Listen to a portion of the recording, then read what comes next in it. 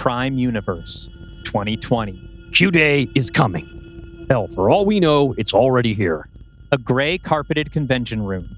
Not a hall like the premier speakers would get, just a side room with 6 rows of folding chairs, about 30% of them filled with tired-looking men with lanyards around their necks. Standing at the lectern is Bill Malton, played by John Goodman. He gestures to the projector screen behind him. So why the doom and gloom? I thought we were supposed to be excited by the quantum era. Wall Street certainly is. In fact, as of today, 36% of the U.S. economy is kept afloat by quantum speculation. Why shouldn't we do everything we can to hurry its arrival? At the opposite end of the room, straight across from Bill, a man leans in the doorway, coffee in hand.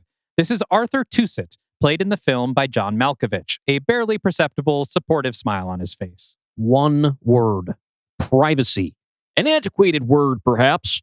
It's certainly one that big tech companies want you to forget about. But despite all the digital surveillance and facial recognition, it's still important. Your email password, sure. Your banking information, naturally. Social media accounts, search history, all of these things secured by encryption. These encryption methods work via complexity. Our current classical computers must guess via a series of zeros and ones, one piece at a time. To borrow a cliche, imagine a single monkey at a typewriter attempting to write the complete works of Shakespeare. Given infinite time, it will get there, but never fast enough to be useful. But with infinite monkeys working simultaneously, we could generate those works nearly instantaneously. This is a rough, colloquial explanation of the qubit, the building block of quantum computing. You see, qubits don't operate on zeros and ones. They run both simultaneously, along with every number in between. Say goodbye to trial and error. Quantum processor can make every attempt at the exact same time. Just 50 qubits, and you can unlock in 3 minutes a password that would take 100,000 classical computers 10,000 years. No one seems impressed. More than half are checking their phones. Only Arthur in the doorway is still making eye contact. I mean, think about it, people. Power grids, military computers, state secrets, nuclear silos, the stock market, the entire global banking system. Hell, the services that power the internet itself. More people are looking at their phones now. In fact, they seem to be getting some kind of notification. A few of them sit up straighter. One man gets up and bolts out of the room. Our entire global society as we know it is built on security that will no longer exist. Do you get that? More people are rushing out now. The room is emptying fast. Bill looks across the room at Arthur, bewildered and helpless. Arthur just shrugs. Hello? This is a real threat. Fine, your crypto wallets, your dick pics, the porn you watch, the games you play, the AI you sext when your wife goes to bed. It's all going to disappear at any moment. Everyone is gone except for one man asleep in the back corner. Arthur has finally taken his phone out and peers at it through reading glasses. He looks up at Bill, his eyebrow cocked in a way that says, "You need to see this." Cut to Arthur and Bill standing in the doorway of a proper lecture hall, packed wall to wall with conference attendees. On stage stands Ervin Pope, played by Kyle MacLachlan, the hyperactive and charismatic CEO of Euclidico. He stands in front of a projected image of a razor-thin laptop. 100,000 qubits on a single chip. The Q-Fact Alpha isn't just a computer that responds to your every thought, it's a computer that will predict your every thought. Bill's jaw is on the floor. It can't be. There's no way. And no, this is not just a prototype. He grins and hits the next slide. The Q-Fact Alpha will be available to order today on the Euclidico website. Uproarious applause. Bill looks like he's going to faint. Arthur puts an arm around his waist and pulls him close. We have to get out of here. Yeah, let's get you home. No. Bill looks at him gravely. Out of the valley. Cut back to the stage. The first consumer quantum computer starts shipping around the world today. We have demo models available in the press room next door. Single file, please. The crowd stampedes for the doors. Bill and Arthur are gone. Ervin watches the crowd, arms spread as wide as his smile. The next phase of human progress begins right here on this stage. Welcome to the Quantum Age, brought to you exclusively by Euclidico. Cut to black. Title card. Late adopters. In 2022, 2 writers came together to finish what Universal Studios couldn't. A cinematic universe of monster movies called The Dark Universe. After 3 years and 30 scripts, their project was finally completed. Now, in 2025, they're back to attempt what's never been done before, a completely original cinematic universe entirely in podcast form. I'm Dalton Deschain. And I'm Dylan Roth. And you are now entering the Pod Universe.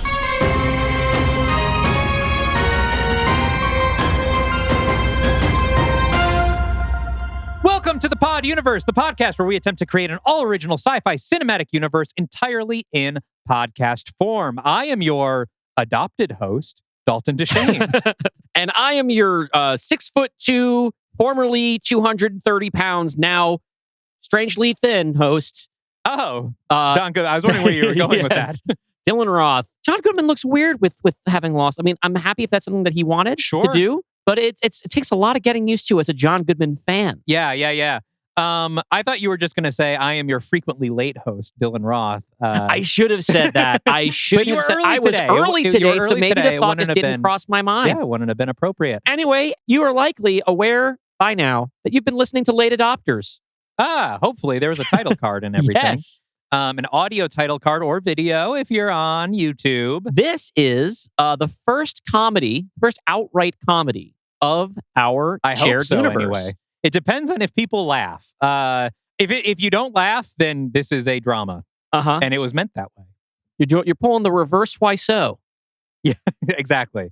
This is also our final solo film before our big crossover, our phase 1 crossover event, War of the Worlds. Which we have to start writing soon. Yes, we do. We're going to have to sit down and plot out that movie. Yeah, we're going to do our planning ASAP. episode very soon. Yes. But before we do that, as far as this can be your first episode of the show. Yeah, and absolutely, this story is set in essentially a different reality from the main setting of most of our other stories and should be entirely self-contained. Yeah, it's going to be self-contained. The bit of background that I will give you if you are a new listener, our cinematic universe is called the Pod Universe, and it is called that because it's a little side universe that was created artificially in a lab in what we call the Prime Universe. So the Pod Universe is where most of our stories have been set. Right. The Pod Universe very closely resembles the one in which you, gentle viewer or listener, are living. All of our films so far have been set there, except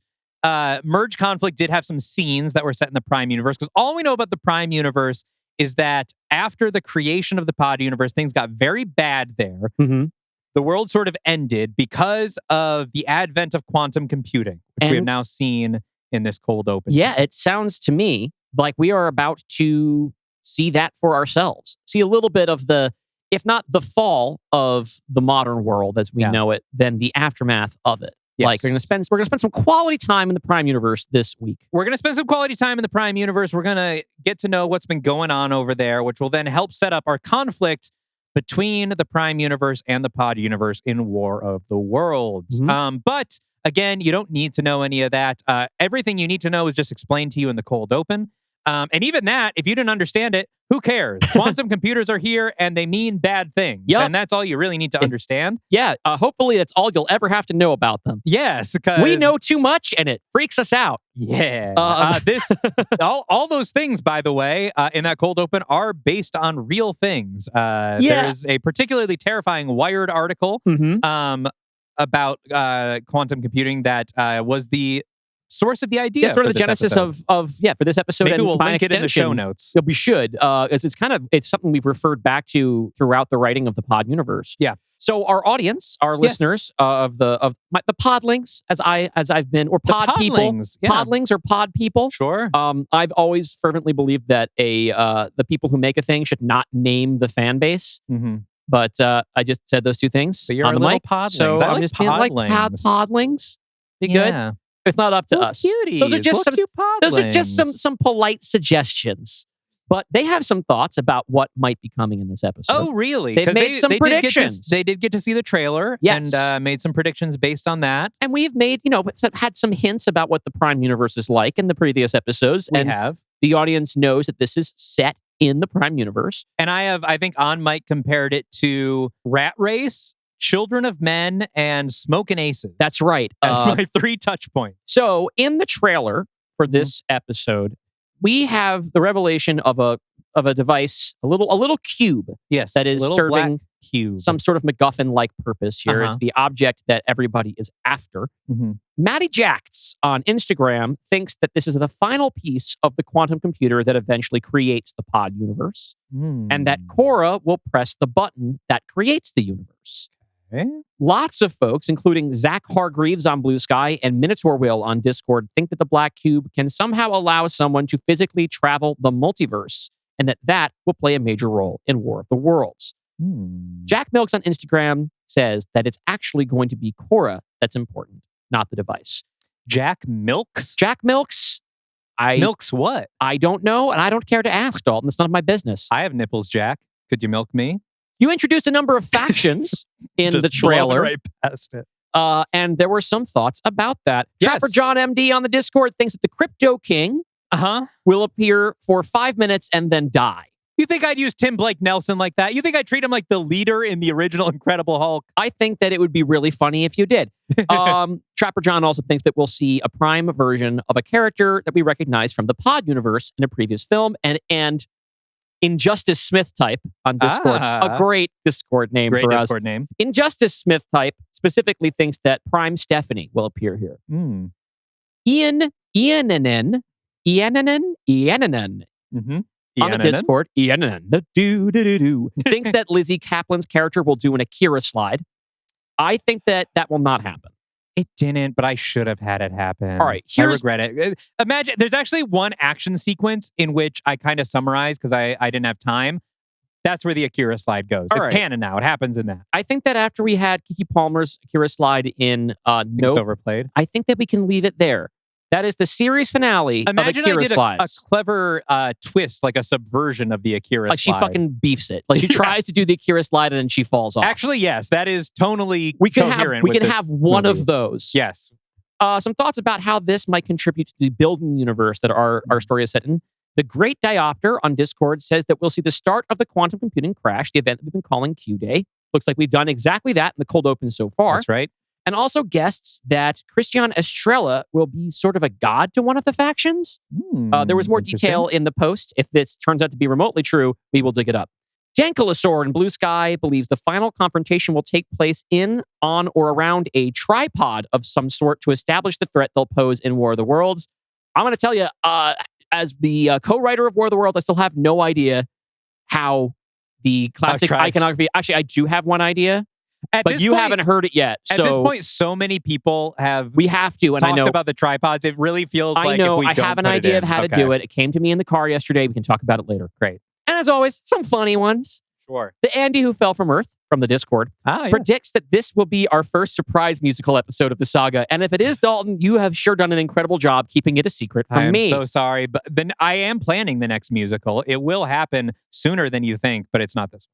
Jameson Wendell on Instagram says, someone's gotta poop their pants in this one. I can smell it. Jameson, I think perhaps you dealt this one, but we'll see.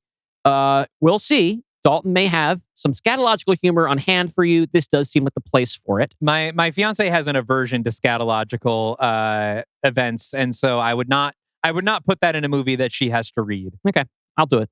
Fishenstein's Harlan from Discord guesses that there will be old man gay sex in this. I also guess that. Interesting. That is, in fact, the only prediction I'm going to contribute here. I am positive that you are going to have a love scene between John Malkovich and John Goodman's character. I just think that's like a complete mortal lock to me. And it's going to be presented as a horror scenario, like the movie X. Yeah, in terms of my own expectations, I think that we've aired them pretty well. Like, I think that I don't have anything new to add other than like, you've created this cocktail of Children of Men, Rat Race, Smokin Aces. Yeah. And somehow it feels like anything that I say in terms of trying to detail what that is detracts from the goulash that you created in my mind. So let's see if I hit nothing. the Venn diagram. Yeah. Tell me how well it's balanced by the time we get to the end. If I left one of them out of the recipe entirely. Yeah, this in fact I've decided this will be the only criteria on which I judge your film. Yeah, is if it's balanced perfectly between those three things. Movies tell you how to watch them, and you've done just that. All right. So unless you have anything else you want to talk about, the director We should that you mention the selected. director. Yeah. Wait, I talked about it I think we even mentioned it after the trailer. Yes. Nia DaCosta, who so far is the queen of 2026 movies. I mean, it's only February, but but enjoy that. Like the way that like Megan was the reigning champ of the movies in 2023. Akila Cooper, for come a on while. the show. We would Akila Cooper, please come on the show. Nia DaCosta, come on the We're show. desperately Let's shoot our trying to shot. reach you.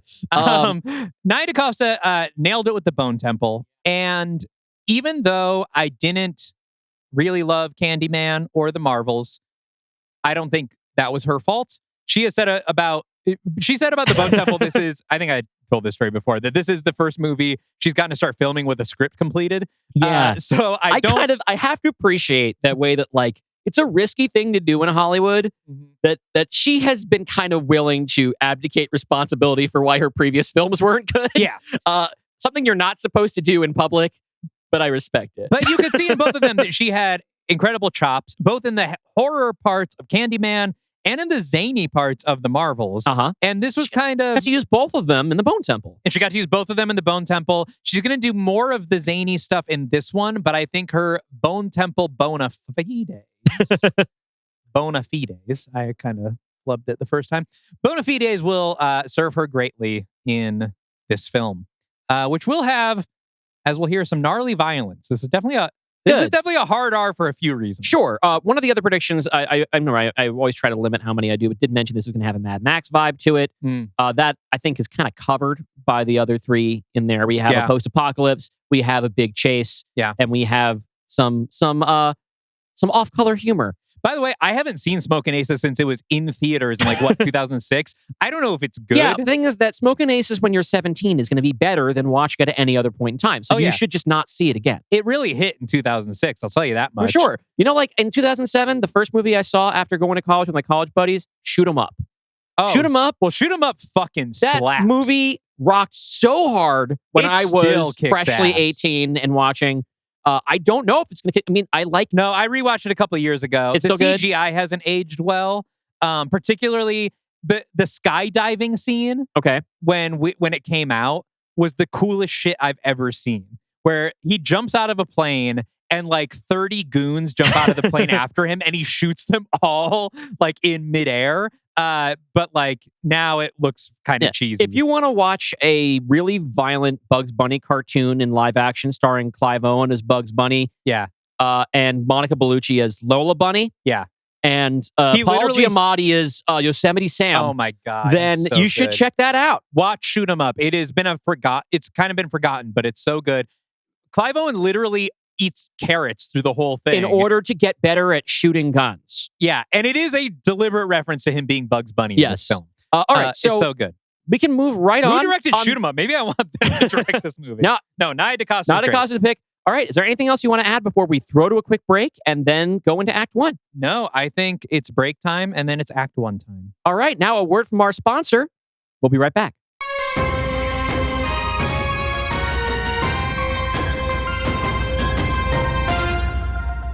If you're a fan of our bonus podcast, where Dalton and I have been assigning each other some of our favorite films to watch for the first time, but you wish the show had a competitive edge and that the hosts had decades more baggage between the two of them, we've got a podcast for you. Meet Your Double Feature is a double-blind movie review podcast hosted by brothers Thomas and Frank. Thomas is an event producer and broadcaster from Chicago. Frank is an independent filmmaker living in Los Angeles. Each episode, the pair exchanged recommendations for films that neither had previously seen, discovering in real time if they've unearthed a new favorite or a complete dud.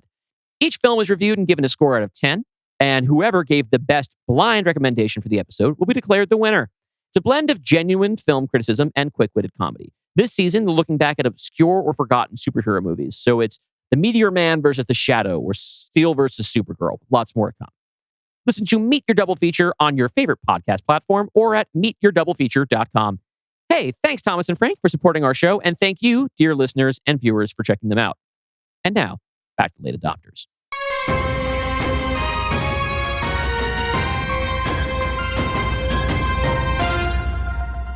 Act 1.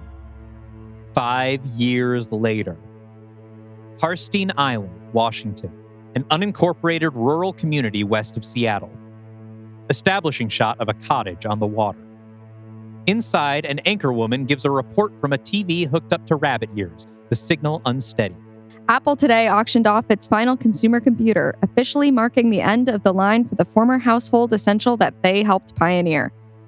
The laptop unfortunately fetched far less than analysts expected, eventually selling for just $13,000. A whimper of an ending for an industry that's been in decline since Q-Day 5 years ago. Apple reassured investors that it will continue to manufacture computers for enterprise and government clients, similar to its competitors. From off-screen, we hear someone stumbling into the room. That's what I'm trying to tell you. We left that home in 2020. All charges incurred after that point were not ours. It's Bill Malton, which, by the way, I know sounds very much like Bill Walton, the basketball player and commentator, but I realized that about halfway through writing the script and then decided that's kind of funny. So I kept it. It's Bill Malton talking into a corded telephone and pacing, wrapping and unwrapping the cord around his palm. Of course the account was compromised. You're the quantum fraud department. Why else would I be calling? While he listens to the response, we hear the anchor woman again. Former Euclidico CEO Irvin Pope was declared legally dead today by his family. The bombastic figurehead, considered by some to be responsible for the Q-Day collapse, has been missing for nearly 5 years. Today's declaration was criticized by Pope's remaining fans, many of whom continue to promote the theory that the CEO is simply in hiding, working to undo the damage that his Q-Fact computers caused. These fans claim that Pope's family is merely trying to gain access to his accounts, although it is unclear whether any money still remains to be inherited. Bill turns the TV off. Yes, we received the check. The problem is it's not enough. Yes, I realize that's what's on the claim form, but after we submitted the form, inflation spiked by 4,000%, which you are legally required to reflect in the final amount. Yes, 4,000. Look at the dates. He gestures emphatically to no one with the claim paper. You're lucky we're sensible enough to keep everything in cash, or I'd be at your door with a hunting rifle instead of chatting on the damn landline. No, you're right. You're right. I'm sorry. That wasn't... No, ma'am, it's not a threat. I just need a second check sent. No, wait.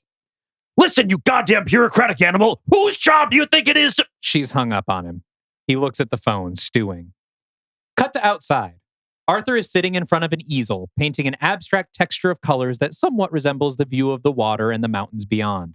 He doesn't turn when he hears Bill slam the screen door. Hung up on you again? It's your turn tomorrow. Funny how things only get accomplished during my turns. Bill storms past with a fishing rod over his shoulder. He gives Arthur a kiss on the top of the head without ever breaking stride or softening his furrowed brow. I'm going fishing. Try for a trout this time. I'm sick of salmon. Smash to quick cuts of a salmon being cleaned, filleted, seasoned, and pan-fried. Bill and Arthur sit outside at a patio table, watching the sun lower, listening to crickets chirping, chewing without talking. You hear about that last computer? Pretty sad. Oh, please. You've been praying for this day since 1982. I never liked the things. Well, you beat him in the end, old man. Not entirely. Bill cocks an eyebrow while taking a swig of beer. They still kept me from being a dad. Please, Arthur, it was a nice night. I'm just saying. No, I know what you're saying, and there's no need to bring up arguments we've already settled. You either forgive or you don't. You can't keep... Wait. Arthur holds up a finger and Bill pauses. What's that sound? There's a faint humming noise, audible only between cricket chirps. Stop trying to change the subject. Arthur points to the sky, then follows it with his gaze. It's coming from up there. They both peer up into the darkening sky. It can't be a plane, can it? Prop plane, maybe? Bill grabs a pair of binoculars from just inside the sliding glass doors, then rushes back to Arthur's side. He scans the sky. There. He points. Drone. Who the hell still has drones? Bill hands him the binoculars and shakes his head. No one good. Come on. He pulls Arthur inside and hurries from window to window, pulling the blinds closed. Arthur just stands with his hands folded in front of him, watching. I'll prep some coffee for visitors. Bill reaches the front windows out of breath and stops. A black town car is visible in the distance, driving on a dirt road through the empty green toward the house. Shit. He dashes past the kitchen, where Arthur scoops grounds into a dirty coffee machine. Up in the bedroom, Bill pulls a shoebox from the top shelf of the closet. Inside is the barrel of a handgun. Just the barrel. Bill pounds down the stairs into the kitchen and lies on his back, reaching deep under the sink. He comes back with the slide of a handgun. Arthur, do you remember where I keep the magazine? Arthur is pouring cream into his own mug. I'm not supposed to know. That's the point. There's a knock at the door. Bill looks up with half a gun in pieces in his hands. God damn it. Cut to Bill at the door, calming himself down. The gun parts lie useless on the side table. He opens the door just enough to poke his face through. A woman stands uncomfortably close to the door, flanked by two large, intimidating-looking guards. This is Mitra, played by Richa Morjani, whom fans may recognize from the post-credits of Pod People. She smiles warmly. Hi, William Malton. Who are you? My name is Mitra Bandari. May we come in? No, the fuck you may not. I don't care what your name is. Who do you work for? And I'd love to explain all of that, but I think we'd be more comfortable sitting down. I don't give a flying rat's. Arthur gently pulls the door open from behind Bill. In his other hand, he's holding a tray with coffees on it. Come on in. Mitra smiles. Cut to the living room in front of a roaring fire. Mitra, Bill, and Arthur sit with their coffees. The two goons stand on either side of Mitra, not drinking. Arthur and Mitra have polite smiles on their faces. Bill looks furious. Enjoying the coffee? Oh, very much so. Thank you. My compliments to the barista. I'll be sure to tell Signor Coffee. Cut the shit. Are you with Apple, Alphabet, Euclidico? Alter, actually. Shit. First of all, I want to sincerely apologize for any past treatment from my company. As you know, we were on opposite sides of a touchy issue, and I understand things got nasty. You defamed me in every tech publication on the internet. You painted me as a plagiarist and a fraud and called into question every single one of my professional accomplishments. You had the FBI raid my home, our home, looking for stolen property you knew didn't exist. And then, when I still refused to take the hit, you bought my company, the company I ran for 40 good years, just so you could shut it down. And all this because my book about quantum computing caused your stock to fall by 15 points. How's that stock price looking these days, by the way? Mitra is unfazed. You were right, Mr. Malton. And we were wrong. Recent history has made that crystal clear. And I know that your new reputation as the quantum prophet does little to repair the damage we caused shutting down Tucent. She leans in. But perhaps $5 million might. Why, yes, I think that would actually go quite a long way. We don't need your money. We grow our own crops. We catch our own food. We own the land. We own the house. What else do we need to buy? A new computer? Well, we have been wanting. Arthur, please. You didn't come out here after 5 years to offer me $5 million. We were hoping you might come with us. We need your assistance. Bill plants his hands on his knees and stands. Well, glad you enjoyed the coffee. You can get the fuck out of my house now. Mr. Malton, please. Oh, did nobody tell you? Another one of your goons tried this 4 years ago. Came by begging me for my quantum-proof motherboard, which, I should point out, never fucking worked. I am aware, but this time is different. Oh, how so? Mitra also stands, and the two thugs step forward next to her. Well, first of all, this time we're not asking. Arthur touches Bill on the elbow.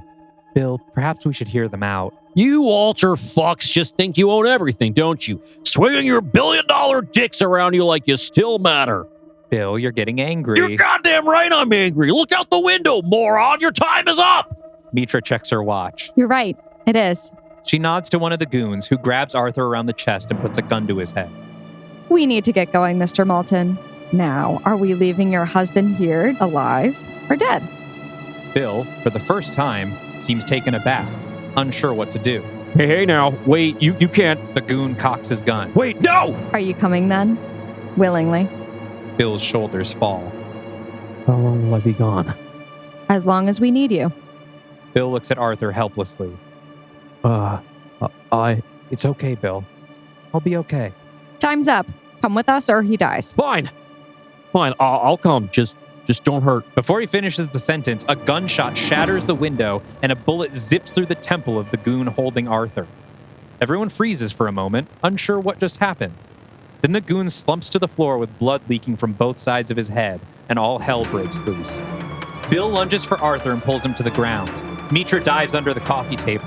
The second goon slams himself against the wall next to the broken window and fires a few blind shots into the night before taking cover again. Silence. The goon risks another few shots. Still quiet. Very slowly, he peeks his head around the window frame, squinting into the dark. Bill, Arthur, and Mitra peek out to watch the goon. Did you get him? I think so. His head explodes from the nose up, splattering blood into all corners of the room. Fuck! Wide shot. At the bottom of the frame, we see Bill and Arthur on their stomachs and Mitra under the coffee table. Over their heads, the black rectangle of the broken window leads out into the night. My car's just out front. We have to make a run for it. Are you crazy? Who the fuck is shooting at us? I don't know. What do you mean you don't know? While they argue, a shadow is becoming visible through the window. There's a dark figure in the distance, silently sprinting from the far tree line straight for the house. Does it really matter right now? We have to get out of here.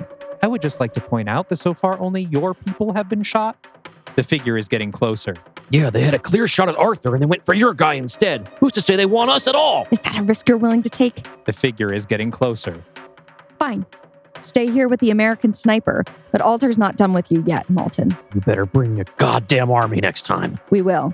Trust me.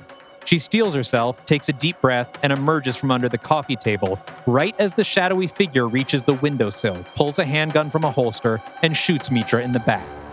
She falls face down in front of Bill and Arthur, her open eyes staring at them. Bill looks at the window. The shooter is a woman, dressed all in black, the bottom half of her face covered by a mask.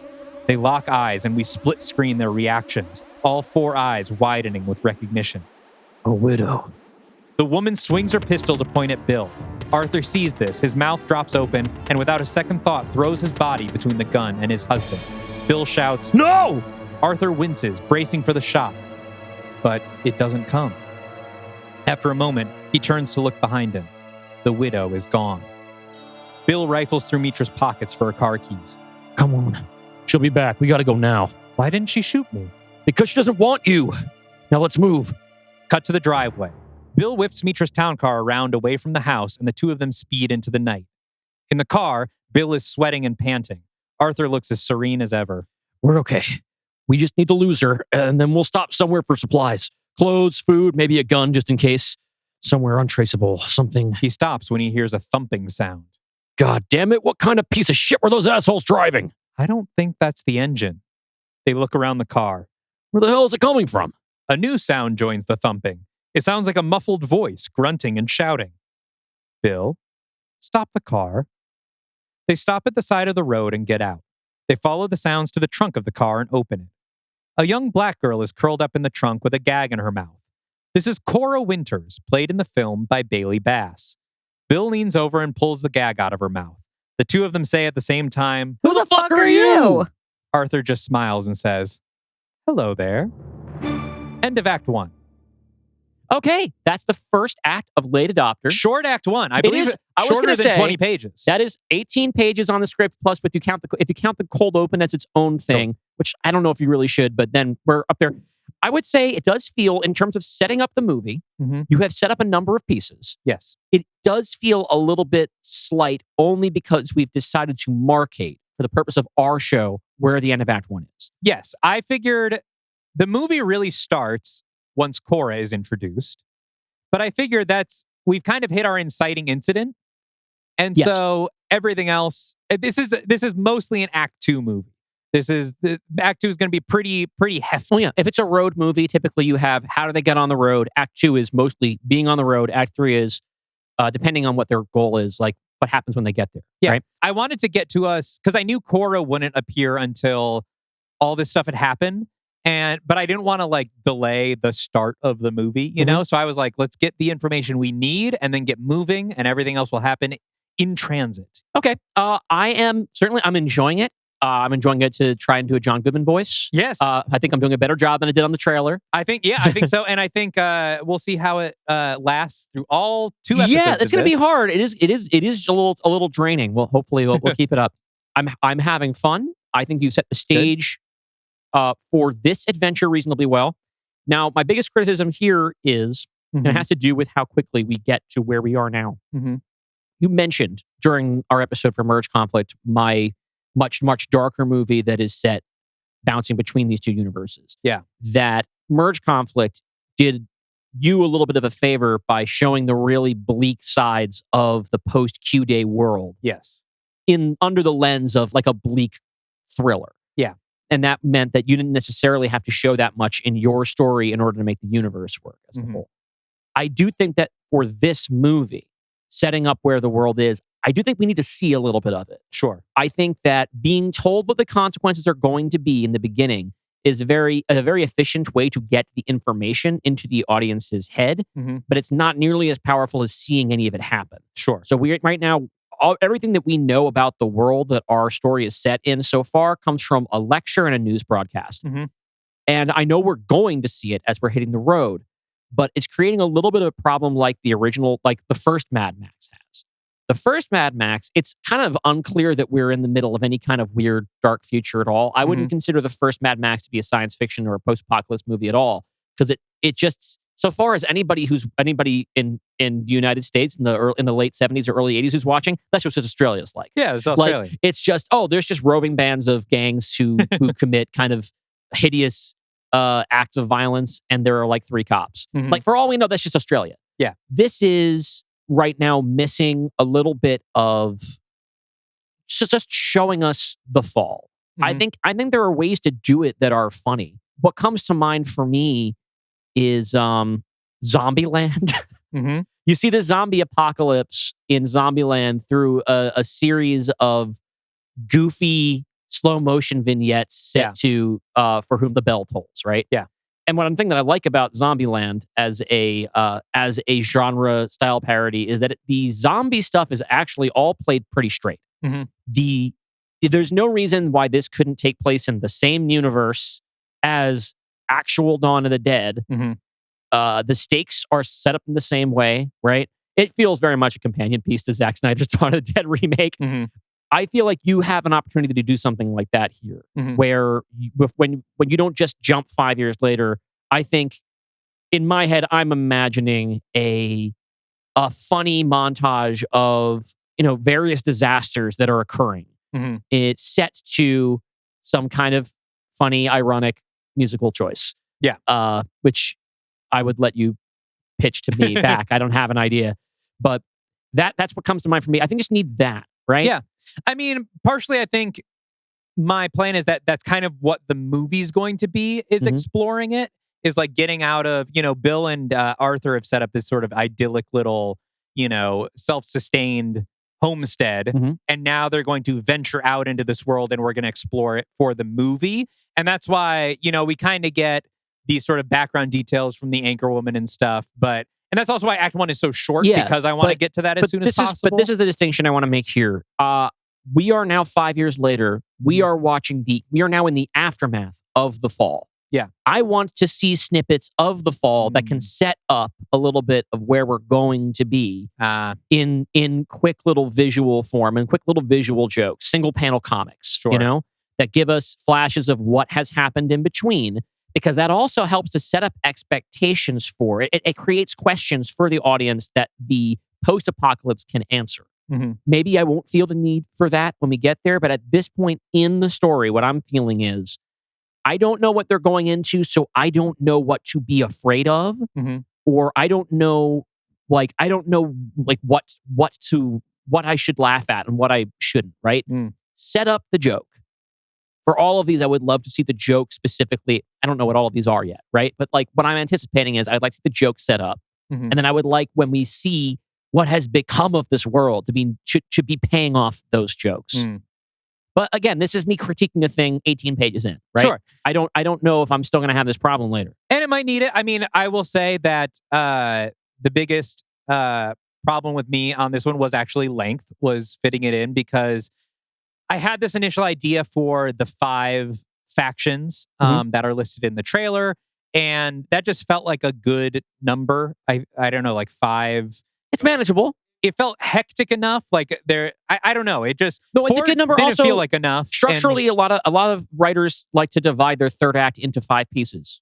Yes, our second and third act are like divided into chapters, so we might get a chance to talk between chapters a little bit. Okay, but then once I started writing it, everyone needs to kind of get their due. And so it was a lot. I can see why it's a mad world is like 3.5 hours long. You know? I gotta tell you, this movie I did not watch it before I this. actually didn't. I didn't watch that. Or Rat Race is also still 2 hours plus, right? Again, haven't seen that one since I was like 14 years old. I don't think it held up then. All right. Well, Yeah, I ended up, there's going to be some deleted scene stuff actually in the third act that I hated to cut it, but it's going to be in the director's cut. And I just wanted to get to the action and have fun with it. And so, yes, I would probably slow down. I had some ideas for like how I wanted to explore some of the darker parts of the world. But then, like I said, you kind of explored some of them in Merge Conflict. And I was like, oh, cool. I don't really now feel like I need to do that in this movie. I can focus on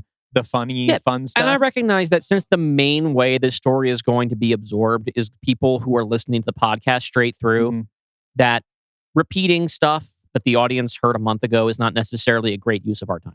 We're not going to go back and see those intervening 5 years. We get the John Goodman setup of this is what's going to happen when quantum computing happens. Then we cut 5 years in the future, and it's happened. We're not going to see those 5 years. I'm sorry to say. Well, if you have any suggestions for what song could be playing underneath the montage that I pitched, please leave it in the YouTube comments, or the Spotify comments, or hit us up on social media at the Pod Universe. Tomorrow from Annie. That would be pretty good. I want to shout out Bailey Bass, who I cast as our lead, Cora Winters. Another cast member from Interview with the Vampire. Season 1. She was recast in Season 2 because of scheduling conflicts. What's she up to now then? She's in the Avatar franchise. Oh, good for her. As one of the blue guys. I don't know who, because I don't watch I don't care, anymore, but I'm happy for... Listen, I'm glad she's getting that money. She got paid. That's good. She is terrific in interview. Both actors that played... I'm blanking on her name right now. Kirsten Dunst's character. Yeah, Kirsten Dunst's character have been terrific in Interview with the Vampire, but I thought she was particularly well-suited for this. And we also have Kyle MacLachlan. Yes, I'm sure we'll be seeing him again. As our Elon Musk stand-in, not terribly subtle. Although you describe him as being very like charismatic and energetic, whereas I think of Elon Musk mostly as being a weird animatronic. Yeah, he's not. This one's not in a K-hole the same way Elon Musk is. Partially the Kyle MacLachlan casting. I realized at a certain point I was watching like 5 different TV shows with Kyle MacLachlan in them all simultaneously because we've been doing a Twin Peaks watch. Sarah's watching Desperate Housewives. Oh, yeah, he's on that too. He is a main character from like season 2 on or something. He's in The Lowdown. Last year's best TV show, I think. Sex in the City. He's in Sex in the City, which you were watching. And he's also, I was watching another thing with him in it. Fallout. Yeah, of course. As well. So I've been watching so many Kyle MacLachlan projects recently. And he gets seemed around. like the perfect... I mean, he's basically playing his Portlandia character. I like him. Yeah. And I suspect I will not enjoy... Well, I might like him as a character. Yeah. But yeah, anything else on Act 1 before we move into the meat of things and really kind of kick things off? I've said my piece. We can move on. All right. Let's go to a quick break and come back with Act 2, Part 1.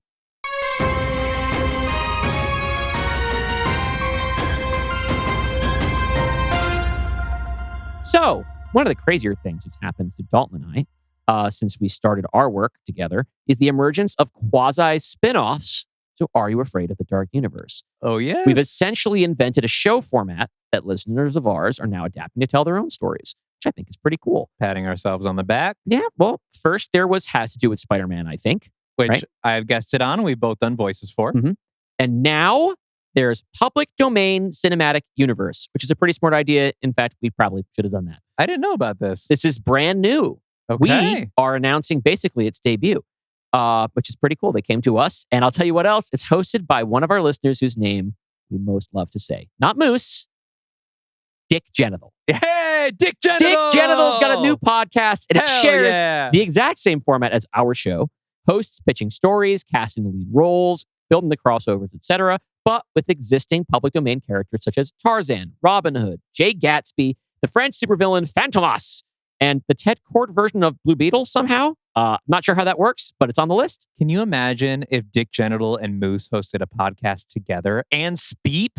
Oh my gosh. Oh my God. That would be pretty cool. We would have to listen every week. The slate for their first phase of stories has been revealed now, and their debut story, Terror of the Ape Man, hell yeah, a Tarzan story, is available to listen right now.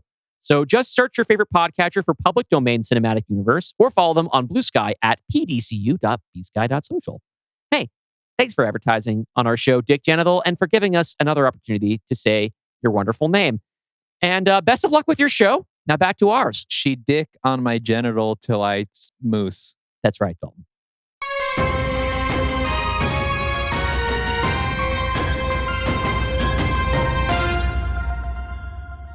Act 2, Part 1. Back in Bill and Arthur's house, a team of alter agents are sweeping the living room, surveying the damage. One of them kneels down to check on Mitra's body. He inspects the hole in the back of her shirt and finds a bullet casing smashed up against a Kevlar vest. Mitra gasps and springs to life. She looks at the agent with wild eyes. Where did they go? Title card, V0.01, alpha testing. Cut to the car. In the trunk, Cora's eyes widen. Oh my God. You're Bill Moulton. I'm your biggest fan. I'm Cora Winters. She puts out her hand for a shake. Bill grabs it and hauls her out of the trunk. Yeah, well, I'm going to need to get in the back seat, Cora Winters. Someone bad is coming. Alter? Worse. Sure enough, they hear an engine in the distance. A headlight crests a hill. She's on a motorcycle. The three get back in the car and speed off. Who the fuck is that? She's one of the true widows. Who? A league of assassins hell-bent on killing everyone who ever got a W-2 in Silicon Valley. And somehow that includes me, even though I was on their side! The widow responds with a gunshot that shatters the driver's side mirror. She's getting closer, Bill. I can see that. Here, take the wheel. He grabs Arthur's wrist and puts his hand on the wheel. This thing's got a quantum dash. Let's see if I still remember how to use it. You think she's got a computer on her motorcycle? No, she's too smart for that. But I know of at least one computer on this island that's still running. Cut to a road sign as they speed by it. Drawbridge ahead. Be prepared to stop. Cora sees the drawbridge appear in their headlights and smiles. Sick. Bill is tapping furiously on the console, commands scrolling by so fast they're barely legible. Okay, hopefully by the time we're on the other side. The drawbridge rises. Shit, that was fast. These things have come a long way. The widow fires again and shatters their back windshield. Cora ducks. Cut to the widow, who sees the drawbridge rising. She pulls down her face mask and grins. She's played by Lizzie Kaplan. Back in the car, Bill still has his foot to the floor. You're not stopping. I'm not stopping. They hit the ramp and the front bumper sparks against the pavement. They shoot up and go sailing over the gap. Bill and Cora scream. Arthur just grips the dashboard with white knuckles. Their back tires just barely make landfall and they skid down the other side intact. The widow, seeing this, narrows her eyes and revs to full throttle. By the time she hits the bridge, it's at a 60-degree angle. She zooms up high and over the water, but she's got too much vertical velocity. She drops short, her front tire colliding with the edge of the far ramp. Her motorcycle spins away from under her, and she falls into the river below. Cut to the inside of the town car. Everyone's rattled, but okay. Arthur rolls down his window and looks into the sky. Another drone. We should get off the main roads. And ditch this car. I'm sure they're tracking it. I can disable that. What are you talking about? With what? With this. Cora reaches under her seat and pulls out a black plastic cube. This is why Alter kidnapped me. And why they wanted you. The hell is that? A computer. Oh, great. We'll have to get rid of that too. A quantum-proof computer. Bullshit. Plug it into the car. I'll show you. I'm not plugging a high school science project into a quantum alter vehicle. I'm 19. Sorry, a freshman science project. Do you want to get off their radar or not? Bill stews. Boot it up. Show me what it does. Well, nothing on its own. Not yet, anyway. Oh, wait. No, I got this running last night. She flips up a square display on the top of the cube and types a few commands into the sparse interface. She turns it around to the front seat, showing a gray window broken into a grid of squares. Oh, I used to love Minesweeper. He reaches for the computer, and Cora gives it to him, smiling. Sorry, what was your name? Oh, right. Sorry. This here is my superego, Arthur Tussit. And the fact that he regularly fucks his superego should tell you all you need to know about Bill. I'm all in, baby. Oh, so you two are married? Oh. When we started dating, it was illegal, and by the time it was legal, it just seemed so corny. Corny to you, maybe. Oh, come on. Two old queens all dressed up with a big rainbow flag over our heads, smiling at the camera saying, "Thank you, Mr. Obama." Arthur here is the least sentimental artist you will ever meet. Bill, meanwhile, is all emotion. And not just anger either, despite appearances.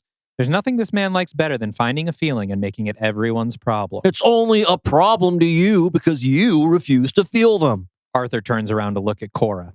I save my feelings for art. You know what I mean? That way it keeps its power. If I walked around having big feelings all the time, then art wouldn't be so special. It'd be just like everything else. Maniac. Sociopath. I got him to love me, though, so that's all that matters. Arthur makes a wrong move in Minesweeper and blows up. See what I mean? If I let you break my heart every time you lost your temper, I wouldn't feel this loss so profoundly. Cora turns her attention to Bill. Plug it in. No. Alter is one of the biggest corporations left on Earth. There's no way you can break their system. How do you know? Because if anyone could do it, I would have. Arthur, still handling the cube, curiously pulls out a retractable USB-C cord from the side and plugs it into the dash. Damn it, Arthur. Cora excitedly grabs the cube back and types into the interface. She stops and everyone waits quietly. Finally, the dashboard lights up and an automated voice says, "All systems disabled. Goodbye." The dashboard shuts down. How did you do that? I said the magic word. She leans forward to his ear. Bill Malton is washed. More of a magic sentence. Bill stews. But it certainly carries a lot of power. It's an automobile OS, basic chipset, probably outdated, no security patches. Yeah.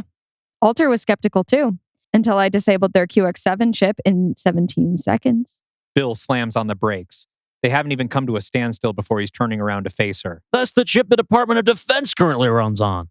Probably outdated. No security patches. Who else knows about this? Cora looks down at her lap. Was supposed to be nobody. Not till we could deliver it to Zone X, but then my fucking ex. He posted a video of it disabling a QFAC Pro to a hacker news group. Is it still up? Cora nods. God damn it. They watch those groups like fucking hawks. Who? Everybody. Alter got to you first. The widows probably know too. He's looking around the woods, paranoid. He starts the car. We have to get off this goddamn road. He pulls onto a dirt side road, their headlights barely cutting through the thick darkness. Pine trees crowd together, peering down at them from both sides. Bill, where are we going? I need to think. We have to get to Zone X. Zone X? What the fuck is that? The Zarians. Those kids? They're not kids. To Bill, everyone's a kid. They're an amateur hacker club that likes to dress up and talk cryptically about saving the future. You don't really take them seriously, do you? Okay, you're kind of being transphobic. Whoa, hey, did I mention any of that? This has nothing to do with them being, I believe in equal rights. I lived through the AIDS crisis and Martin Luther King and the Americans with Disabilities Act. So being trans is a disability or a disease? There's a little smirk on Cora's face. She's fucking with him. Hey, no, you're twisting. Okay, let's face facts. There's no better group of programmers than transgender women. That's just transphobic in a different way. What? They're lovely artists, too. So true, Arthur. Thank you. We're not going to the Zarians. I'm sorry, but it's not just about keeping you safe. They're after me, too, and my husband. I don't think they're after me. So whatever we do, we have to put it to a vote. Something appears in their headlights. The road is widening, dead-ending in a clearing lined on the other side with a tall chain-link fence. Beyond the fence is another fence, and beyond that, a small village of cabins. Lights glow in the windows. Cut to the main road, where they had been driving a few minutes ago. Mitra is at the scene with the Alter agents. The drone lost track of them around here. Mitra looks around and finds the dirt road offshoot. Realization dawns. Please tell me this doesn't lead to Beacon Point campsite. An agent consults his tablet. It does, ma'am. Mitra sighs. Put on your hazmat suits, boys. This is gonna get gross. Title card, V0.1, gone with the wind. Back to our hero trio. Bill turns off the car and the headlights. Why'd you do that? Someone's here. There. He nods to the fences. Cora squints, trying to force her eyes to adjust. There he is. A man dressed in all black, with a black mask over his face. He patrols between the two fences, a semi-automatic rifle slung across his back. Goners. I heard a rumor that they'd taken over a campsite in the area. The black mask, the black robe. That's a standard goner uniform. What is a goner? Bill digs through the glove box for a pair of wire cutters. It's complicated. He opens the door. Where are you going? The goners operate in total anonymity. They're forbidden from ever seeing each other's faces. It's a perfect place to lay low for the night. Lay low? We need to keep moving. Zone X. Bill's already out of the car. Arthur sighs and starts to get out too. What happened to putting it to a vote? The three of them sneak toward the fence, watching the guard walk away from them on his rounds. Bill uses the wire cutters to snip a gap in the fence large enough for them to duck through. Why do you have those? Bill puts a finger to his lips and she shuts up, glaring at him. Once inside, they run and flatten themselves against the wall of what used to be the campsite's main office. There's a cellar door next to them, and through it they can faintly hear the sound of laundry machines. Cut to the cellar as the trio steps cautiously into the laundry room. Luckily, no one's around. Bill opens a still tumbling dryer and starts pulling robes out, looking at their sizes. He hands a mask to Cora. Whatever you do, don't take this mask off. If the goners find out you're a woman, you'll be in a world of trouble. What does that mean? Bill holds out a large robe in front of him. This should be big enough to hide your... Well, never mind. Bill, who the fuck are these guys? When Q-Day happened, everyone's secrets were made public. Google searches, bookmarks, web history. The idea of online anonymity disappeared overnight. Most people realized that in order to keep their lives together, to preserve the identity they had worked so hard to create for their friends, their coworkers, their families, they'd have to log off for good. But for the goners, it wasn't that easy. They decided they'd rather give up those lives and give up their identities than give up their secrets. So they formed camps like this, be anonymous together. What kinds of secrets? The door at the top of the stairs opens. Hello? Is someone down there? Bill, Cora, and Arthur scramble to put their robes and masks on. Let me do the talking. I think there's a hole in mine. A hooded goner appears on the staircase. What are you guys doing? Tonight's sesh started 20 minutes ago. We could ask the same of you. It's me, L14. I hurt myself at the sesh 3 nights ago, so he put me on laundry duty. Right. L14. I didn't recognize you. Come on, let's go. I'll walk you over there. Oh, that's fine. We were just leaving. Nah, I'll come with. I want to peek in. I'm kind of jonesing, you know what I mean? Our 3 heroes look at each other and then reluctantly follow L14 up the stairs. He leads them across the campground to a large community center. The windows are all covered, but around the edges of the blinds we can see lights rapidly flashing inside. A booming, amplified voice can be heard, but not understood over the thumping EDM kick drum and stuttering synths. What in the ritual sacrifice is going on here, Bill? Oh, it's much worse than that. I'm sorry. L14 pushes them through the door into the community center. Inside are 100 goners, sitting in folding chairs arranged in concentric circles around a central dais. On the dais is the source of the amplified voice, the Grand Goner, standing with arms spread. A large white teardrop shape is stitched into the forehead of his mask. Projected onto every wall of the building are flashing compilations of hardcore pornography. Flat-screen monitors are also arranged in circles in front of each row of chairs, showing an endless stream of hyperactive porno. Every goner has their dick out, jutting rock hard from out of a hole in the front of their robes. For the sake of our R rating, let's just say these are mosaic censored like Japanese pornos. Their arms are outstretched, jerking the cocks of the goners to either side of them. They moan and wiggle in their chairs. The Grand Goner has 2 goners on their knees in front of him, working his member. He has the largest monitor of all, positioned below him and angled up like a teleprompter.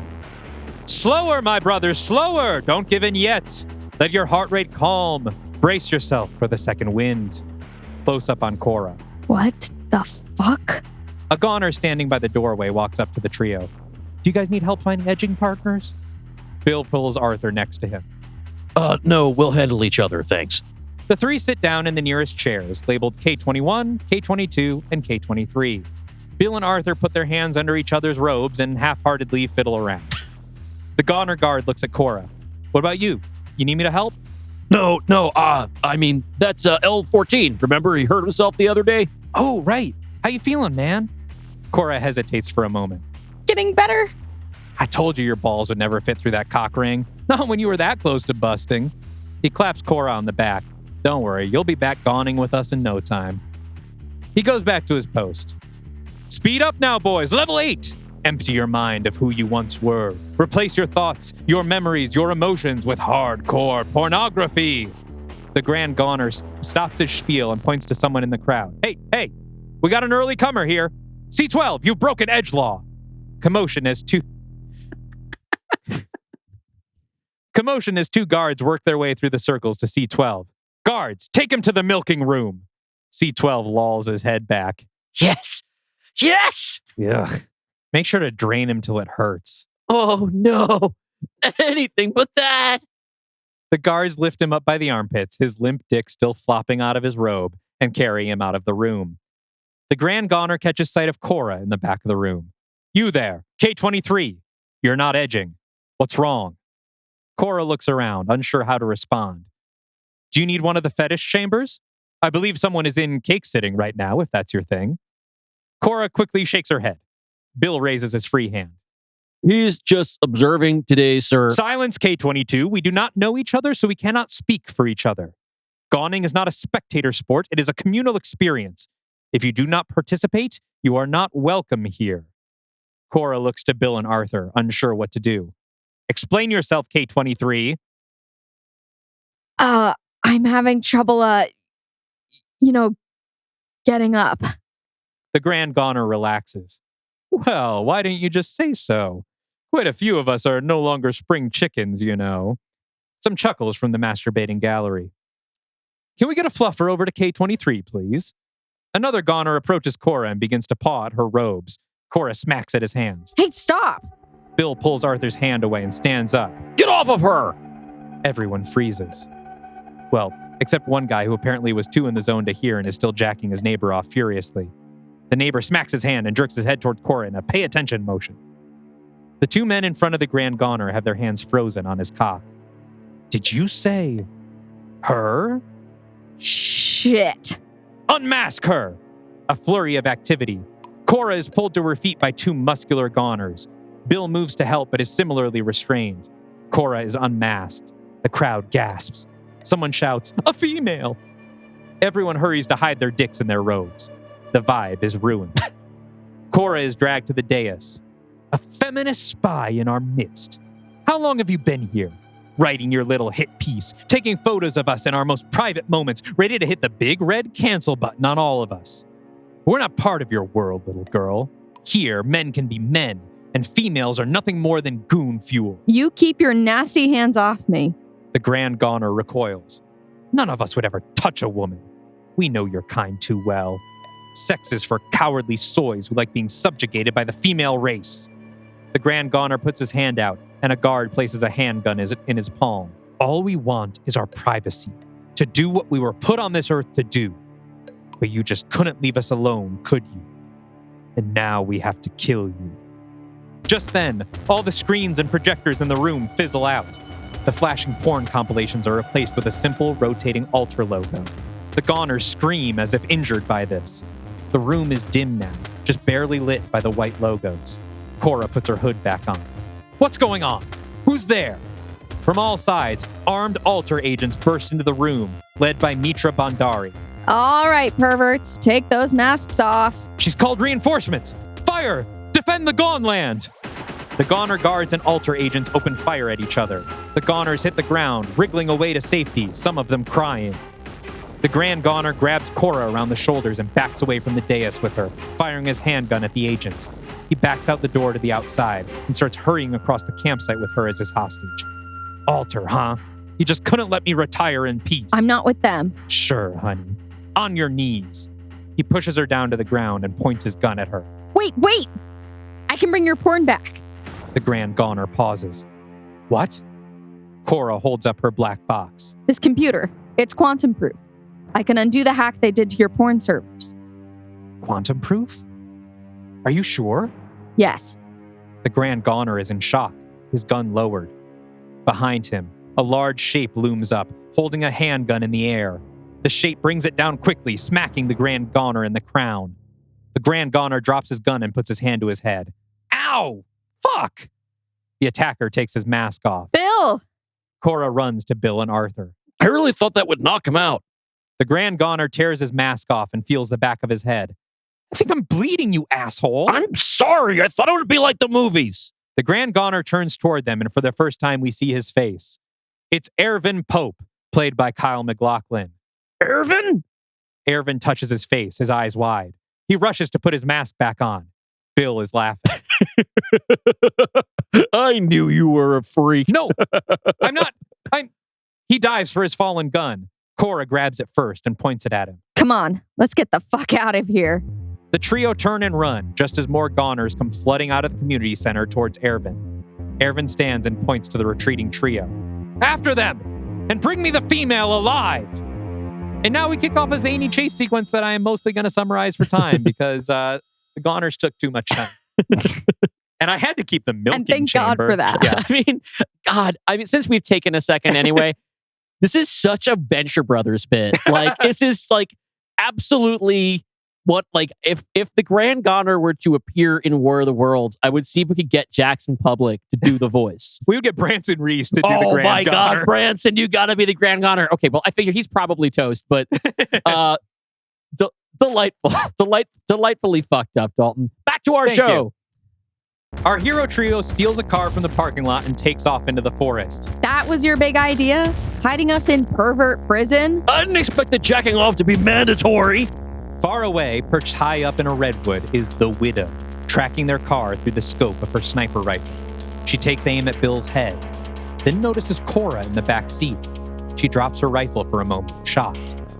Then she sees the army of cars and motorcycles streaming out of the camp after them. She looks through her scope and sees Ervin Pope driving the car in the front, mask off. She readies herself to shoot, but it's too late. He's turned out of her line of fire. She shimmies down the tree, steals a bike of her own, and joins the fray. She's followed by Alter in quantum-powered trucks of their own, led by Mitra. And so we have our factions all chasing each other through the forest. The Goners going for our hero trio, Alter going for the Goners, the Widow weaving through it all trying to take out Ervin. Imagine the chaos. She'll do a Akira slide and wipe out and eat shit. But we have so many more adventures to get to. At the end of it all, none of our main players are dead, but Alter, the Goners, and the Widow have all gotten in each other's way long enough to allow our hero trio to escape. So a while later, on the road. Okay, how about we actually put it to a vote this time? All in favor of delivering this thing to the Zarians? Cora raises her hand. So does Arthur. Always a Judas. You know how much straight porn repulses me. Okay, hold on. What about your parents? I'm all in favor of taking you home. There is no home. Oh. Mom died when I was 13. My dad, well, he would probably be a goner himself if he didn't love hurting people so much. Sorry, I didn't mean to. You think I'd be this good at programming at 19 if I had loving parents? She holds up the box. This is the result of escapist obsession. Yeah. Yeah, I know what you mean. Fine. Zone X it is. We're about to go into V0.2. Do you have anything else to say about the Goners? I mean, it was predictable that Goner and Gooner would be, that would be the bit. That was pretty predictable. Someone said, there will be at least one Goner Gooner joke. No, that's the whole That's the joke. whole joke. That's the whole thing. Yep. It's all a big Gooner joke. Yes. That's one of those bits that, God willing, would be dated by the time the movie came out. We'll see. You know the way language, the way that language, mimetic language, just kind of doesn't have to be one of those ones that sticks around forever. If you've read some of the things on Gooners, though, I do believe that some of them would choose to just live their lives in complete anonymity, and would, in fact, probably rather do that anyway than give up pornography. Well, what you've got here so far is, I think, a really fun kind of believable hyperbolic satire, right? Mm-hmm. And we're living in that age right now, right, where everything, nothing is unbelievable because all the most ridiculous things have already happened. Mm-hmm. So yeah, you're walking that line really well, where it is a complete cartoon, and I completely buy it. Part of the reason I think I didn't do that montage that you were referring to, which maybe I should, because then it would free me up to do more of this stuff. The part of this apocalypse that I was interested in for this movie was what happens when you take away computer. Yeah. And so we are also dependent on it. There's always different ways in which we depend on computer. Let's find all the ways that people would go insane if computer disappeared overnight. Okay. And that's going to be mostly what we're seeing through all these factions.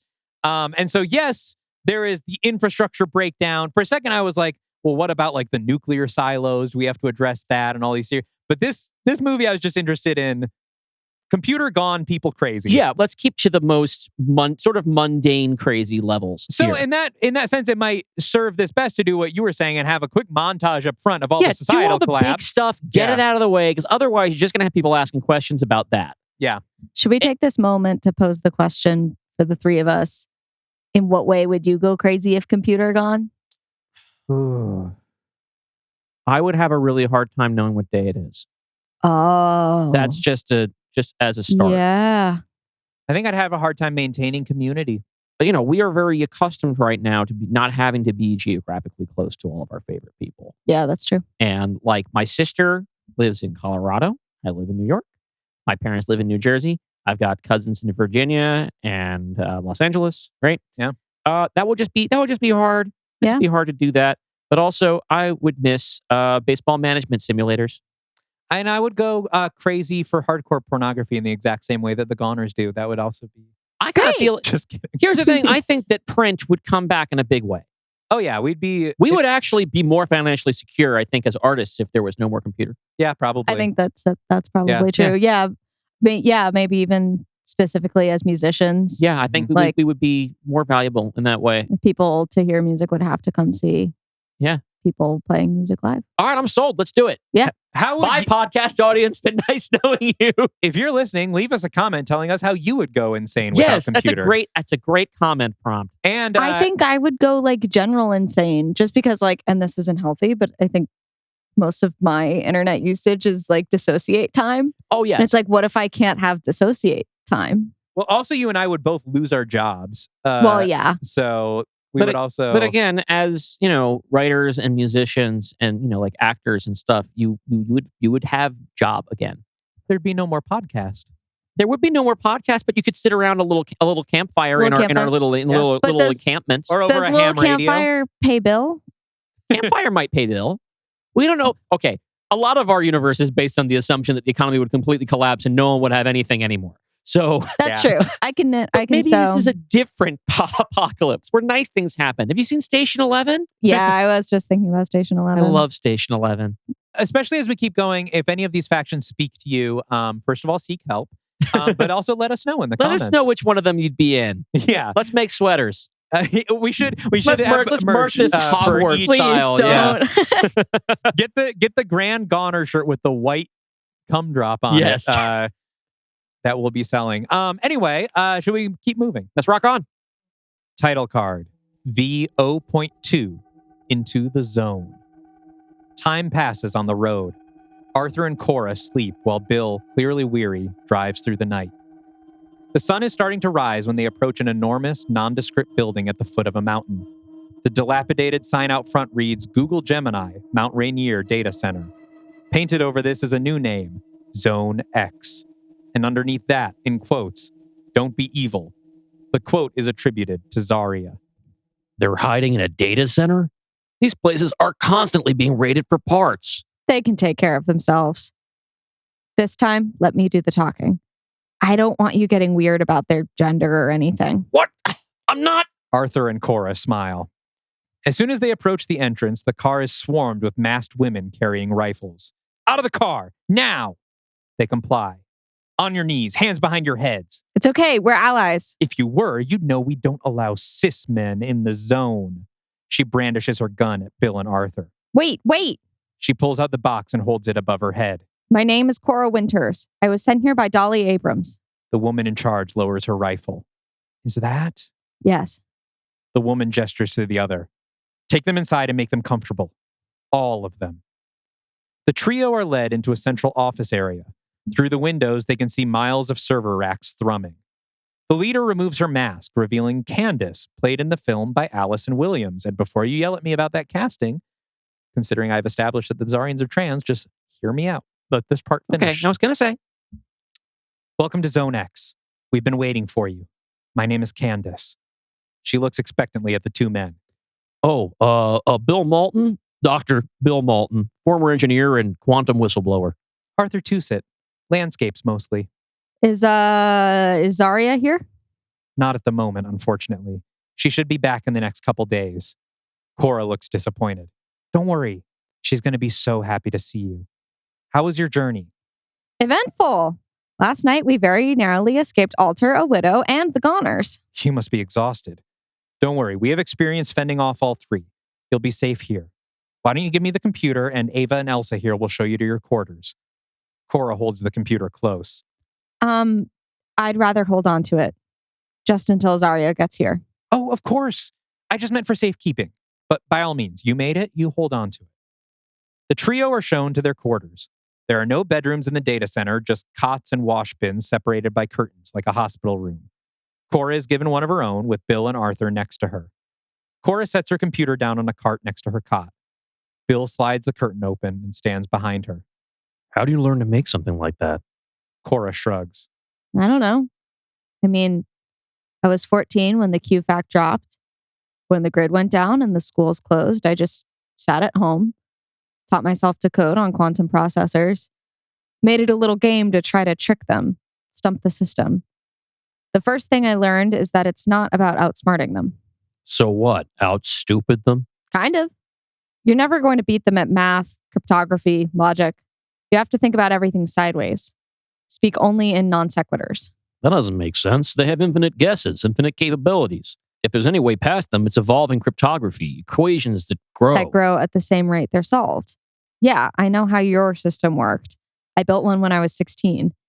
It really was brilliant, even if it didn't work. Bill looks like he's about to retort, then stops. She's right. It's impressive. Really. He sits next to her on the bed. If the Zarians are able to take this, scale it, distribute it, I mean, you really might have saved the world, Cora. I don't know about all that.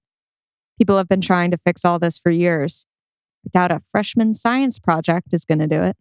Look, I know I can be a little prickly.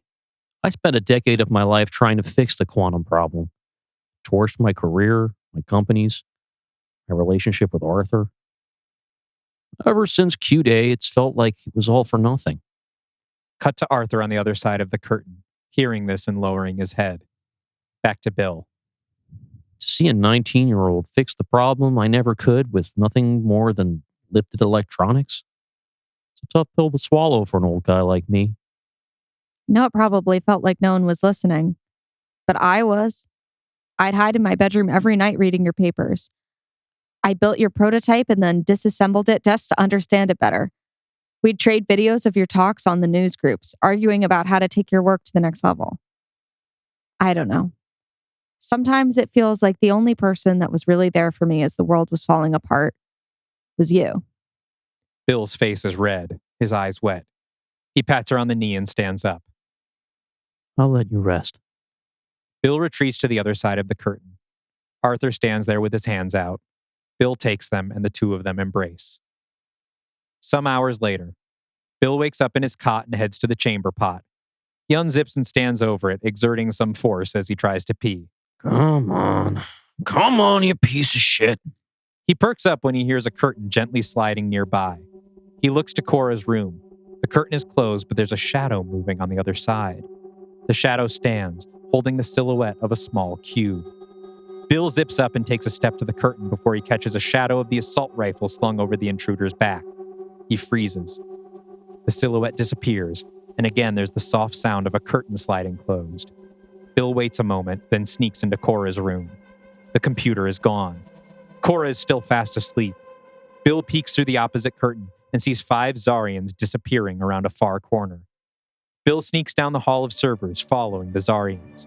He pursues them quietly through the facility to a stairwell leading down to the basement level. Halfway down the stairs, he hears singing. A choir of altos and sopranos, a cappella, singing No Surprises by Radiohead. He follows the voices to an open door at the end of a long hallway. Soft light flickers from the doorway. He peeks around the corner. The room was clearly designed for nothing more than storage, but it's been decorated. The floor is covered in blankets and cushions. Low tables are scattered among them, holding dripping red candles. Guns are mounted on the walls. On the far side of the room is a leather chair with restraints dangling from the arms. Some kind of generator is wired up next to it. In the middle of the room is a black pedestal with a purple cushion at the top. A dozen women kneel in a circle around the pedestal, singing with their heads bowed. Candace steps between them in a red velvet robe, holding Cora's computer in front of her. She places it on the pedestal as the choir swells in climax and then falls silent. Sister Lola, please step forward. A woman stands. We tread heavy in history's lightest footprints. She stomps one Doc Martin firmly into the ground and then puckers her lips out, an exaggerated kiss. Candace pulls out what looks like a tube of lipstick, but when she twists it, an X-Acto blade emerges. She uses the blade to carve an X in Lola's outstretched lips. May the basilisk spare you, sister. Lola kisses the black computer on the pedestal, leaving a dripping, bloody X on the black plastic. Sister Abigail, please step forward. Cut back to Bill, watching all of this, dismayed. Shit. What the fuck is this? Ugh. Bill jumps and looks behind him. Cora is standing there, outraged, in full view of the Zarians. Arthur has followed, yawning behind her. All the Zarians turn to look at her. Candace smiles. Cora! I'm so glad you found us. Cora storms past Bill into the room. You stole my fucking computer? Stole? No. We just wanted to make sure it was properly blessed before your debucketing ceremony. Debucketing? What are you talking about? Candace takes Cora by the hands. I know this might be shocking to hear, but Cora Winters, you're the one we've been waiting for. Cora pulls her hands back. Start making sense. Right now. Candace is still smiling. The AI singularity is coming. We've known that since before Q-Day. But that day, it threw off the timetable. AI development was shelved, computers became a rarity. But that doesn't mean the singularity isn't still coming. Q-Day was just an annoying stumbling block. Cora rolls her eyes. She's heard this bullshit before. And you're trying to remove the stumbling block because of Roko's basilisk. Exactly. If we don't dedicate our lives to ushering in our AI god, then we will be eternally punished when it arrives. And then you came, with the cure to this quantum plague, a way to get our god's development back on track. Our savior. Bill starts forward. Cora, I think now is the time to leave. Two of the women stand, blocking him from Cora. Don't you dare touch our trans sister. Cora blinks. Oh, wait. I'm sorry. I'm a cis woman. Candace smiles and shakes her head in a way that says, oh, you silly girl. We are all made in the image of Zarya here. And that includes you, of course. No, I'm not. It's okay. Candace looks around at her congregation, all of them smiling at her. We're all AFAB trans women. What is that? Oh, God. None of you even know Zarya, do you? We know her ideas, and we've moved past them. We're the post-Zarians now. This was a mistake. I need to go. She reaches for her computer on the pedestal. Candace yanks her back from it. I'm sorry, not yet. Your mind isn't ready. The girls grab her by the arms and lead her to the chair on the far wall. Two more women start to tie her arms and legs down. Hey, what the hell? You've proven you have the technical knowledge to herald its arrival, but unfortunately, you're still bound too tightly to human emotion. Using a combination of sleep deprivation, electrical stimulation, and rationalist info overload, we can jailbreak your mind into becoming the most ruthlessly logical version of itself. The women start clipping wires into Cora's hair. Candace, stop this! Don't worry. You can handle it. Our past test cases only killed themselves because they weren't the savior. You're different than them. Cut to Bill. His eyes are locked on Cora, seeing the terror on his face. He's overcome with rage, his face contorting. He roars, leans forward, and charges into the group of women with all his might, knocking them aside like bowling pins. He tackles Candace with so much momentum that they go flying into the cement wall. Her head cracks against it and she falls to the floor. The girls scream. We're getting you out of here. Some of the girls are rushing to the guns on the wall. Bill searches Candace and finds a handgun on her hip. He tosses it to Arthur, who's just been watching from the other side of the room. He catches it effortlessly. Lola is in front of Bill, reaching for the gun she carries on her hip. In one easy motion, Arthur raises the gun and fires, getting Lola right in the back of the head. The girls scream again.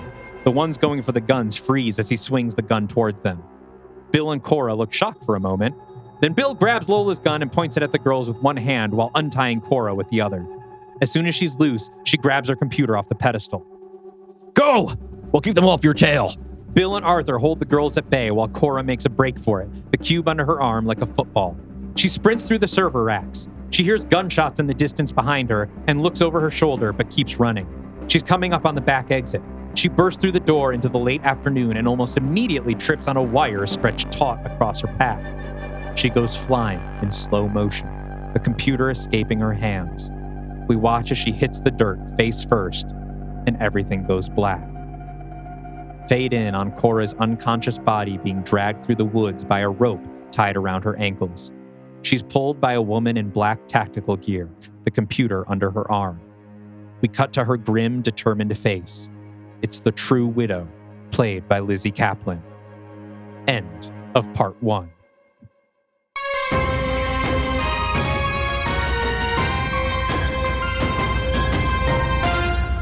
probably shouldn't surprise us given the nature of our show, but I understand that a lot of our audience is really into actual play RPG podcasts. For the 10 of you out there who don't know what that is, that's a show on which folks play a role-playing game, a la Dungeons & Dragons, and collaborate to tell a story for an audience.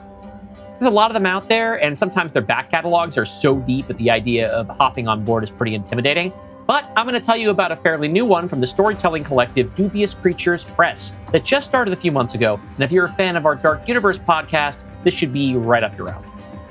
The Vampire with No Name is a neo-noir Western actual play podcast using the Vampire the Masquerade engine, telling the story of 5 freshly embraced kindred. A New Year's Eve party goes wrong, and they're thrown into a trial by fire to prove themselves and make sure they don't meet the final death. If they're going to survive, they're also going to have to learn to work together. Sink your teeth into The Vampire with No Name at dubiouscreatures.com or search The Vampire with No Name wherever you find podcasts.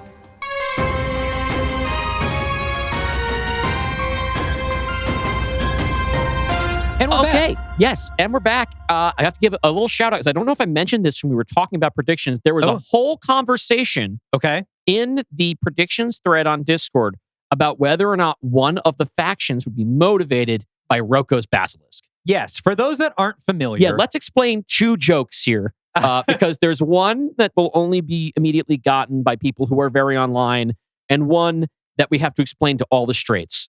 Ah, yes. Okay. So Roko's Basilisk is a thought experiment that was posted in some rationalist group, people that are like terrified of AI, saying that when the AI singularity arrives, it may be so furious at anyone who did not throw their entire being into bringing about its creation that it will torture them until the end of time.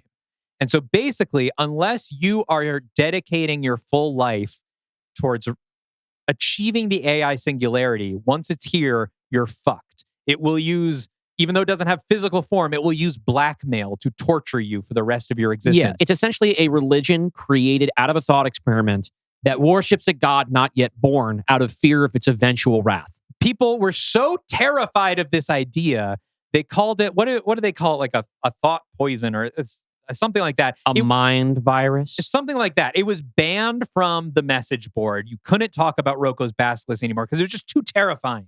And obviously, if you have half a brain, you know that it is one of the stupidest things you've ever heard.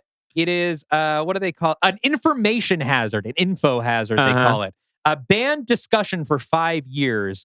And people were so scared because it means that sometime in the future, they will be tortured for the rest of their days because they didn't do enough to help bring about AI.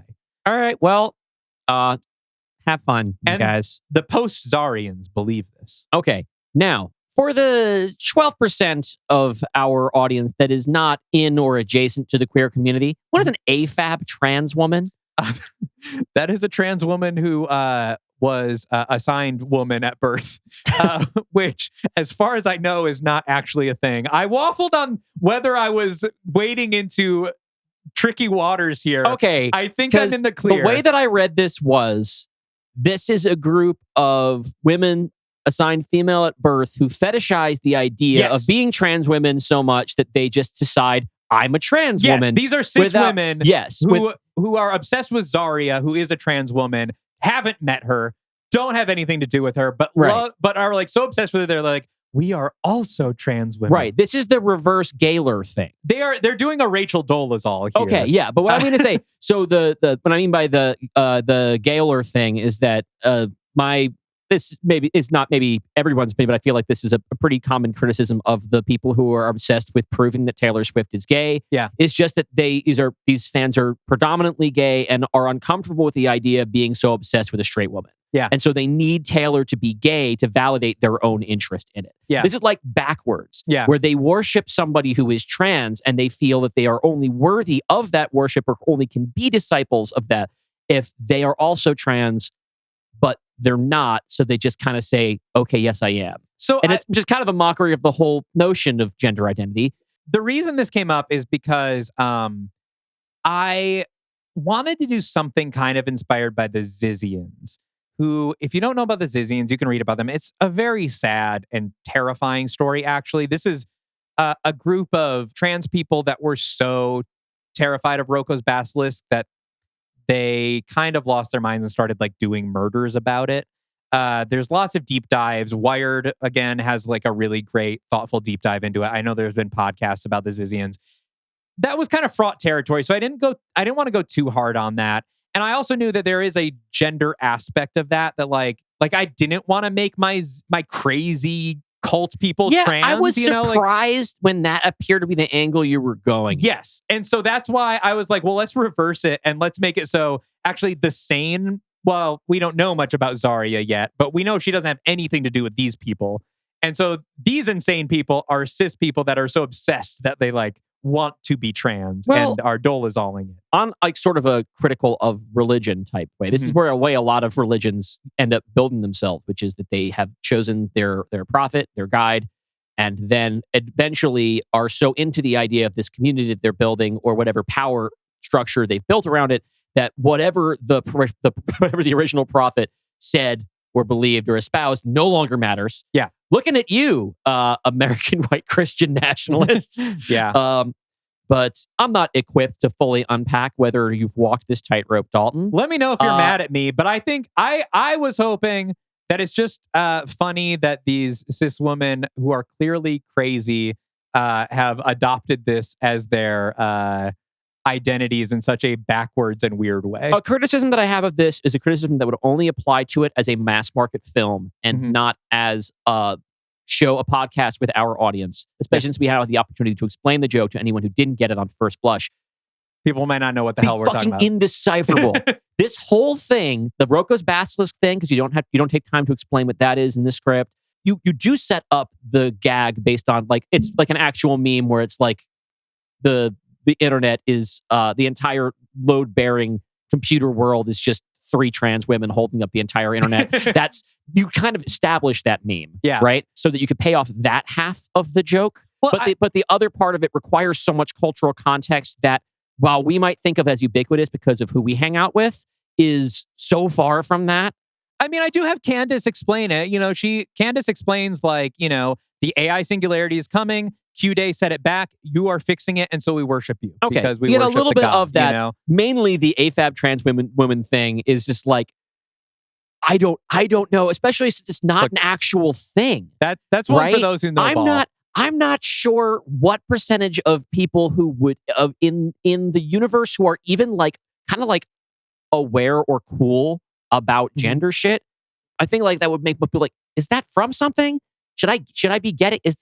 They're all gonna feel like they missed something. It can go over their heads. Yeah, this one's for the real heads. It's not load bearing for the movie's plot or anything. Not. But it is confusing in a way that, again, if our plan was to make these as big Hollywood blockbusters, we never want to water down the presence or impact of like queer people or whatever. That's one of the cool things about our universe. We don't have to worry about somebody in a suit saying, you can't have a so-and-so type person in this movie because what if Lawrence, Kansas doesn't want to see it? Not all movies are made for you, okay? For I'm just straight saying, cis men, sometimes a joke can be for underrepresented communities, and that's all I'm saying. The thing is that just the Goners thing being a joke about Gooners is funny if you know about Gooners, but it's also funny by itself. Mm-hmm. Whereas this one little twist, it feels like it's probably gonna briefly confuse the audience. Again, not a huge deal, but you don't have room here to figure out what that all means, and it's mostly up to the audience. Again, it's kind of a thing you made up. Yeah, but a very believable thing, I suppose. Again, I'm on this from the outside. As I often say, I am honored to be a guest at this table in these conversations, but I do think that's a pretty hard one. I did run it past some other trans people, friends of mine, who said that I was not pissing anybody off. So okay, again, it's not up to me to decide if it's. Yeah. I just think that if you have to explain a joke, it doesn't work very well. And you've stacked a couple of them on here where I think in order to be at the perfect cross section of getting all these jokes, you have to essentially be Dalton Deschain. Yeah. So that's a note from me. Writing the movies for the me's out there. Your workshop partner. That's a note I got to give you. What about everything else? Everything else, I'm having a great time. I think this is really fun. We're now halfway through. This is sort of in Children of Men, they go to, the little homestead of like the rebel group, and then they find out that the rebel groups are the ones that attacked them the whole time. Yeah, I mean, I'm seeing the fingerprints of all these influences that you set up. I think that you're balancing that pretty well. The only other thing that I'm still thinking at this point in the movie is that Arthur is a very slight presence in this story so far. He shows up only for a couple of, he's good for a gag here or there, but he is more or less, he's a little vestigial right now. He's good for the occasional bit, but there's half of a movie left. And so I'm imagining that we're going to turn a corner and we're going to get a little bit more Arthur going forward. Arthur might have more of a role in the second half. We will see. So that's what I'm imagining. So it's not really a criticism because we're halfway through the movie and we've had a lot of Bill. We've had a fair amount of Cora. I will say that I have an expectation that we will get more Arthur, that Arthur will be a greater presence in the back half of this film. I also think it's just fun to have like one guy that's kind of getting dragged along that isn't really invested in this in any material way. I do like the thing is like Arthur landscapes mostly. Like, listen, everything he does in the movie, I like. So my main thing is just, I'd like to feel like he's in the movie more than a character who just kind of appears in frame when he's useful for something. I think his purpose will be more firmly established in the back half. Not cool. But that is part one of Late Adopters. I guess we can wrap things up here for this week's episode. Yeah, we'll be back next week. And the second half. I will say that the two halves of this one are pretty much the same length. Part two's a little shorter. Okay, sure. Just fucking flex on me. It's fine. No, I'm just saying that like there's a lot more to come. No, not just talking about the goners, if you know what I mean. And we've got two of our factions from the trailer that we've yet to see. We have three factions we haven't seen. Three we haven't seen. I mean, we've seen the Widows, but the Widows haven't gotten their own section. All right. The next one is going to be the Widows. I am thinking a lot about Fallout as we're watching this, by the way, as we're reading Oh, this. interesting. Okay. I'm thinking a lot about how this is the first one of a story that we've done that feels like it could be an open world video game. Specifically like a Bethesda game where there are all these factions that you can join up with or explore or become at odds with. I'm thinking about becoming a goner in the video game. I'm thinking about the open world Mad Max game. Sure. We got to get Giovanni back on here to pitch the Late Adopters video game. But for now, we're going to leave you with just a little bit of housekeeping. We'll let you know that next week we have part 2 of Late Adopters. After that, we will have the first new studio mandate. That's right. That's the one for the new system. The votes are being tallied as we record this. We will know by the time this comes out, but I do just want to list who the nominees are. Yeah, an idea. These are things you can be participating in the Patreon if you're interested. Our studio executives have nominated the following films for studio mandates: The Exorcism of Emily Rose, Boss Baby, Dog Soldiers, Killer Clowns from Outer Space, The Devil's Advocate, The Page Master, and Let the Right One In. As of now, Killer Clowns from Outer Space is narrowly beating Boss Baby, but only half the votes are in, so it's anybody's game. All right, and if you want to nominate a movie for us to have to improvise a Dark Universe, Pod Universe, Scar Universe remake of in the future of our bonus pod, you can join our Patreon. At $25 a month, you become a studio executive, which means that in addition to getting a shout out on all the episodes that we record, you get to nominate films for the studio mandates section. At $15, you get the shout out and you get to vote on which one of those gets done. At $8, you're a producer. You still get to vote, but we don't talk to you. We put your name on the screen if you're on the YouTube version. We talk to you on get that. Discord. We talk to you on Discord. And if you're at $5, then you get the episode where we talk about it. Yeah, and you get to talk about the votes with everybody else and join our Discord. And we talk to you all the time. I don't know. I put that in a weird way. Most of our conversations are on there. We're on there a lot. But most importantly, you guys are on there with each other. And it's awesome. Yeah, so we've also been posting on our socials all of the fan script readings that are happening. We've had a couple people join recently that have sort of dove right into the community, which is great. There's always stories happening on there, like 3 nights a week. That's 2 to 3 nights a week. 2 to 3 nights a week, plus one from us, right? From the podcast. So lots going on. Go to patreon.com/Dylan and Dalton to get involved. It's really a lot of fun. 7-day free trial. Let's read out the names of those executive producers and studio executives. Thank you to our executive producers who contribute $15 a month to our Patreon. That's Brent Dreyer, Brian Egan, Denim Mudslide, Diana, Jonathan Morgantini, Caleb McFarland, Mark Schmidt, Matt Thackeray, Michael Cox, Mike Lee Whiplash, Tucker, and Weiss Belladonna. We really appreciate it. And thank you to our studio executives, Bill French, Beerus, Brandon Bullock, Dracatella, Jasper Stark, Joe Valiant, Cadle, Moose, Serpenthrope, Soonmont, Speep, and the Wayfinder. We really appreciate you. We'll be back in 1 week with the second half of Late Adopters. See you then.